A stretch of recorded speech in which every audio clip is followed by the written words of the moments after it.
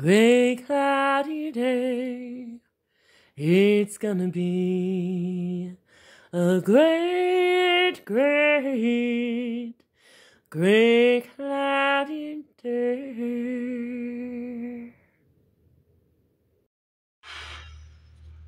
Good morning, everybody. Welcome to the channel.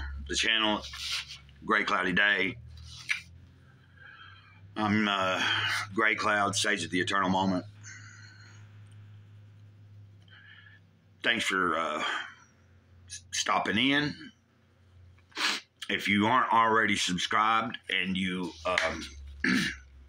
have possibly watched a few of my a few of the channel's videos and yet subscribed, but you've watched them, and if you're getting anything out of them, I'm going to ask for you to consider subscribing. And if you are subscribed, and even if you aren't subscribed, subscribers can and unsubscribed people can. If you're watching this, please hit the like button also.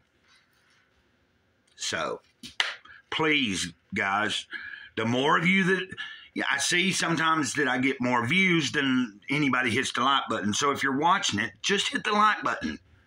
It's not that hard. I do it almost for every video that I do watch and like, especially if it's people and creators that I follow and subscribe to.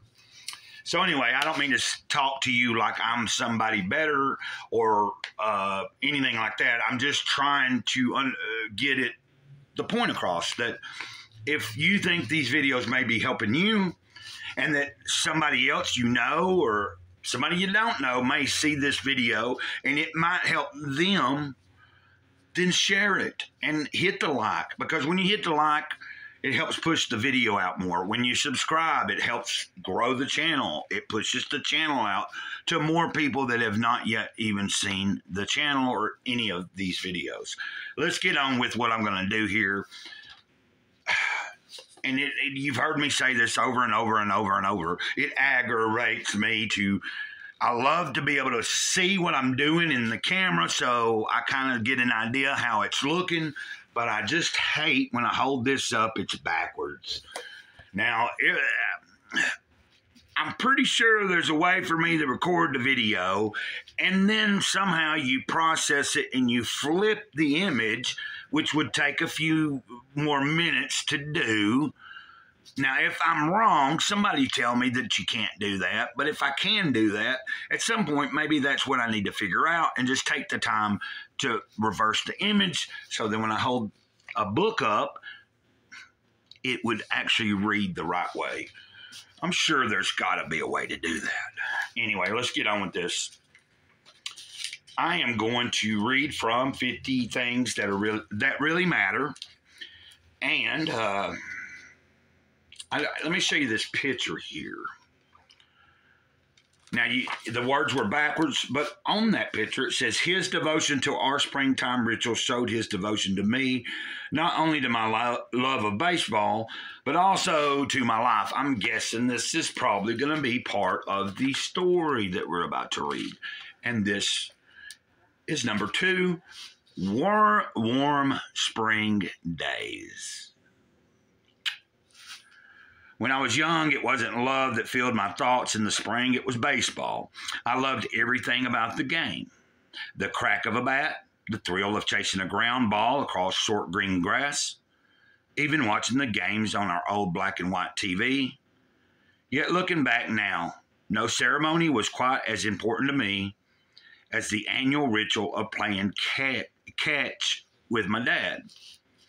Dad was never much of a baseball fan, but as green leaves began to sprout on barren branches and warmth returned to the air, he would grab his old mitt and head out to the yard with me just the same. There was something therapeutic about playing catch with him. The hum of the ball as it sailed through the air, the friendly pop as it hit the leather netting. We may have been 50 feet apart, but the flight of that ball connected us, forming as strong a bond as any father-son talk ever could have. I don't know that kind of talk, because I never had no bond with my daddy. my sperm donor. I know my dad had, and everything. I've resolved all those issues of, him not really being much of a, anyway, let's not talk about all that.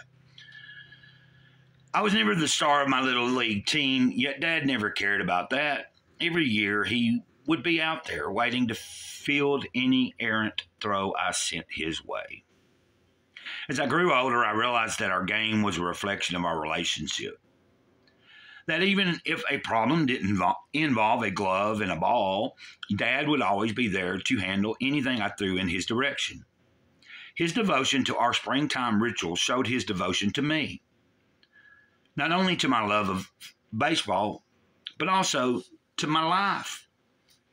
I often heard it said that the devil is in the details. Now I realize that in my relationship with my father, love was in the details. I like that, What do I get from it? I don't know. Somebody just reminiscing about their childhood and the connection they had with one of their parents, I only mentioned it. I never had that kind of connection with my dad, No, you don't know. That's why I'm telling you, right? But yeah, Mom divorced Dad when I was 4, and she did that because she said we'll talk about that story some other day, about when she was in a mental facility. She was already married with my dad, and my dad was the one that had her signed in. It's before I was born. But we'll talk about that another day, because Mom said that while she was in that mental facility, there was a vision given to her, and from that day forth, she chose to have another child, and I was that child. We'll talk about that in another video somewhere down the line. I want to share with you guys that I am planning on doing an in-depth story video about the most devastating thing that's ever happened to me. I don't know when I'll do it. I'll probably make this video between now and next week sometime. It just depends. It's going to be about anybody that's watched for any length of time would have caught at some point, even if you don't watch all the videos, at some point, if you've been watching for a few years, then you have heard me mention that my mom was murdered in an arson house fire in 2002. And I've briefly mentioned it a few times. Sometimes I've been on the videos and I've been a little emotional and sharing with you about certain things and maybe bring that up. But a pretty well-known comedian, Chrissy Mayer, this past week shared some personal information on her YouTube channel about how this past year her dad had been shot and murdered. And it's also unsolved. Like, I don't know if I just said that, but my mom was killed in an arson house fire, and even to this day, nobody knows exactly who did it. But we're going to get into the details on the video when I do make that. And in that video, I imagine I'll probably have to do a few. I don't know if I'll be able to do it in one take, because I'm sure I will be bawling my eyes out throughout the video some, because past few days, don't get me wrong, man, I'm kicking, and I'm happy to be alive. I'm grateful to be here, but it doesn't change the fact that sometimes emotions rise up, buried things that I don't want to think about and keep locked away for a long time. They come out and they overwhelm, and then it has to come out in just bountiful tears. It's a cleansing process. And fortunately, I was raised to not hide my emotions. My mom was a very, she could be, we butted heads quite a bit. We were both Capricorns, whether you believe in any of that kind of stuff, but we had so much alike. When we were getting along, man, let me tell you, my mom, Gwenda Gale, was my best friend. And there you go. So it was a very devastating day that when I found out. It was devastating.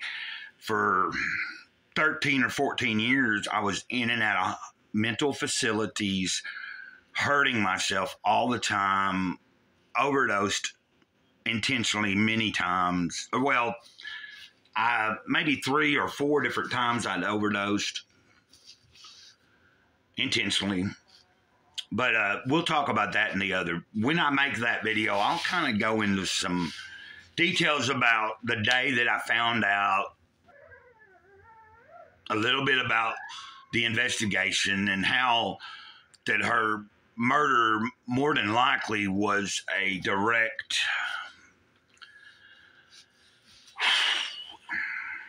it was directly someone trying to send a message to me. I can tell you that. And we'll talk about that in that video. Just know that when you go around stating, like people that practice in dark magic, because you don't have to believe in magic, but it is real. And it ain't, let's just put it this way. It's the intentions behind whoever's using that type of stuff.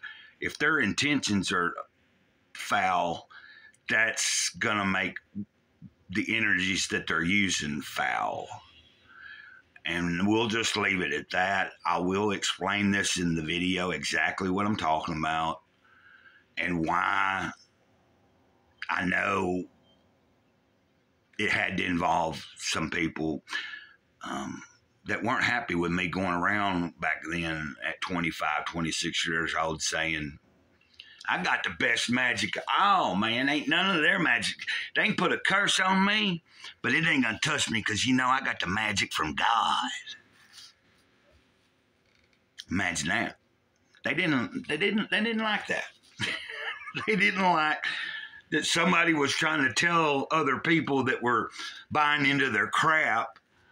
We're talking about people that were having people that were older than some of the teenagers. I was in my 20s and I ran with some young folks, but some of those young folks were being misled by some other people and having them do some foul stuff. We'll talk about that. I want to stay in a good mood today. Over and out.